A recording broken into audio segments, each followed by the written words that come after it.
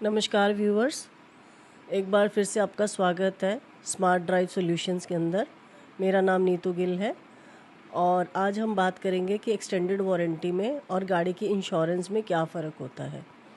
Extended warranty जो होती है वो आपकी गाड़ी के कभी भी कोई अगर मैन्युफैक्चरिंग डिफेक्ट आता है तो उसको कवर करती है, और वेयरएस जो इंश्योरेंस होती है वो अगर कोई भी एक्सीडेंटल डैमेज होता है तो उसको कवर करती है। तो ये दोनों चीज़ों में बहुत ही डिफरेंस है।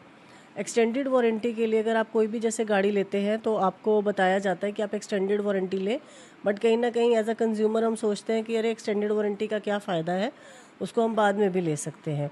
और बाद में क्या होता है कि हम जब गाड़ी ले लेते हैं, उसको चला लेते हैं और रिश्तेदारों को दिखा लेते हैं, तो उसके बाद हमारा एक तरीके से जो एक मोमेंटम बना होता है उस परचेज़ को लेके, जो हमने बजट बनाया होता है उसको हम कहीं ना कहीं खर्च कर चुके होते हैं। और बाद में एक अलग से उसके ऊपर एक्सटेंडेड वारंटी के ऊपर खर्च करना, हम कह लीजिए कि इग्नोरेंस में, या हम वैसे ही भूल जाते हैं।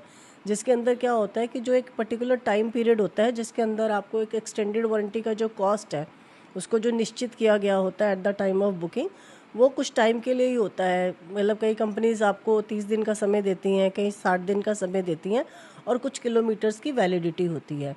बट क्योंकि 1-2 महीने तो गाड़ी लेने के शौक़ में हम वैसे ही निकाल देते हैं, और उसके बाद जब हम सोचते हैं कि अरे अब हम एक्सटेंडेड वारंटी ले लेते हैं, तब तक वो टाइम पीरियड ख़त्म हो जाता है और एक्सटेंडेड वारंटी का प्राइस थोड़ा बढ़ जाता है।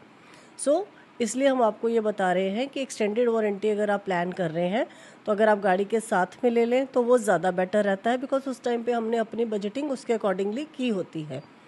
सेम वे में इंश्योरेंस, जैसे मैंने आपको पहले भी बताया है कि इंश्योरेंस ज़रूरी है, हमें क्यों लेना है, क्योंकि उसके बिना गाड़ी रजिस्टर नहीं होगी।